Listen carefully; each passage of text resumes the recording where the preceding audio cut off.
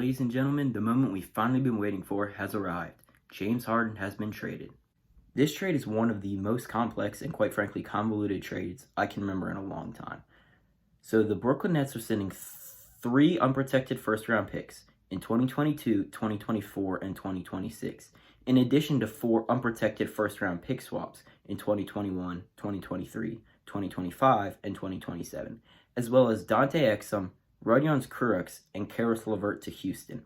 They're sending Taurean Prince and Jarrett Allen to the Cleveland Cavaliers, who will be sending their 2022 first-round pick, which is already via Milwaukee, to Houston. The Rockets have already flipped Karis LeVert and a second-round pick to the Indiana Pacers for Victor Oladipo. So if you're still here with me, I'm going to start talking about what all this means for everybody involved. So for the Houston Rockets, we all kind of knew this was coming. He'd been hinting at wanting out since the beginning of this offseason when the team traded Russell Westbrook for John Wall and a first-round pick. And he made it extra explicit last night with his comments about not being able to fix the situation regarding the Rockets. Once he said that, it was kind of game over. We all knew this was going to be coming, if not today, probably later this week. I think it caught a lot of people off guard that it did happen today and that it did happen so quickly. I would guess that the Brooklyn Nets and Houston Rockets had been in talks as it was, and his comments last night just kind of accelerated it. Since it was basically announced that he wanted to trade earlier this offseason, we kind of knew the Brooklyn Nets and Philadelphia 76ers were the two leading candidates. The Houston Rockets kind of got all they could out of James Harden. This is one of, if not the largest trade I can remember for a single player. They're sending a total of 8 first-round picks. Some are swaps, but still. And 5 players in total. And there's 3 teams been involved. Well, 4 now if you count the Indiana Pacers. So they got a lot for him, and I don't really know if any other team could have or would have offered as much as the Brooklyn Nets did. So I'd say props to the Rockets rookie GM and Raphael Stone. This was a lot to get back for one player. He's kind of setting up their future well as getting a couple pieces that they could use now.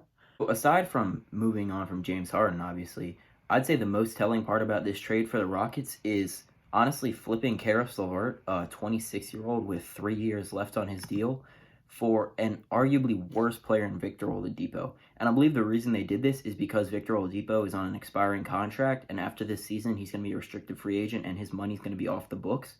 So I think that was honestly a very smart move of them to try and set up for the future by clearing some cap space. The Rockets obviously still have pieces like John Wall and Christian Wood, so I'm not sure if they're going to go into a full rebuild or if they're going to kind of play it like the Clippers did a couple years ago and just kind of try and tread water until they can get a superstar or two. It will be interesting to see what Raphael Stone decides to do with this situation because there's a lot of possibilities for him, and it's tough on him, especially as a first-year GM, to be put in one of the craziest situations I can remember. So now if we're taking a look at the Brooklyn Nets, who are the recipient of the former MVP, they gave up a lot to get him. We'll see if this pays off. They're currently in the middle of a very weird situation with Kyrie Irving where he's basically just not talking to the team. Reports came out today that he was upset that Steve Nash was hired as the head coach, and he's reportedly grown more distant from Kevin Durant. I think this, if nothing else, is a safety measure for in case Kyrie Irving decides to retire, as Stephen A. Smith suggested, or if he just doesn't show back up. They have that third star. And when we first talked about this move at the beginning of the offseason, that's what people kind of viewed this as a way to ensure that when you've got guys who are injury prone like Kyrie Irving and Kevin Durant, and trading for a guy like James Harden means that you're always going to have 2 superstars on the court if one of them's out for whatever reason, as we're seeing right now with Kyrie Irving. So they have kind of mortgaged their entire future on this one move. I'm not sure yet if it will be the right move. Obviously, the Nets are no strangers to giving up a number of draft picks to get players, as we saw with the Kevin Garnett and Paul Pierce trades back in the late 2000s. I still like the Lakers and maybe even the Clippers over the Nets, but this definitely puts them in a lot better position to win a championship. I definitely would say they're the favorites in the East right now. Granted, a lot of that is going to depend on how this Kyrie Irving situation plays out, but as of right now, I think they have the best roster top to bottom in the Eastern Conference. They did trade a lot of their depth in Jarrett Allen and Taurean Prince and Karis LeVert and a couple more bench players, but as we've seen with the Lakers, and their championship run last year, you don't really need that if you have 2 superstars. And the Brooklyn Nets have 3. I think that this is a trade unlike the Paul Pierce and Kevin Garnett ones, where even if it doesn't work out and fails horribly, they can still look back on this trade in 5 to 10 years and say, hey, at least we gave it a shot. Because maybe if they don't, who knows? Philadelphia gets James Harden. He goes there, wins them a championship or two. So I think at the end of the day, they're still going to look back at this trade as not necessarily success, but at least we did it kind of thing. I really like this trade for the Nets because, like I said, they did give up a lot. But I think it is going to prove to be worth it no matter what happens. You never know what Kyrie Irving is doing on any day-to-day. Kevin Durant is one injury away from being out for the year, as we've seen in the past. So I don't know that I really trust either of those guys to be around for the long term. Say what you want about James Harden, but he does show up. Even if this year he hasn't been the most motivated, he's still shown up, he's still played. He doesn't get hurt often, knock on wood, please. Yeah, I think this is the right move for them to make, and I think that this is going to make a lot of people upset. But at the same time, I think in the end, it's ultimately going to prove to be worth it for them. Taking a look at this deal for the Cleveland Cavaliers, I really like this for them. They gave up a 2022 first-round pick, which wasn't even theirs to begin with, for a really nice young center in Jarrett Allen and a fairly good 3-and-D wing guy in Taurean Prince. I think this is a pretty low-risk, high-reward move for them. At the worst, these guys are just going to be around as they rebuild.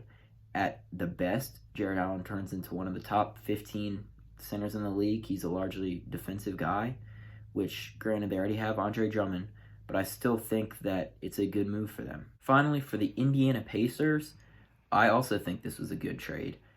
There had been rumors of them shopping Victor Oladipo, that he wasn't happy in Indiana for really around a year or so, and he is another guy who's been very injury-prone throughout his career. I think Victor Oladipo and Karis LeVert are very similar players, but Karis LeVert also has 2 more years of team control and is 2 years younger. So I think this is a good trade for them. They get younger, they get potentially better. I think Karis LeVert ultimately fits their system more than Victor Oladipo did. So, in summation, looking at it now, I could be very wrong. I think this is a trade in which everybody won. Everybody got something they needed.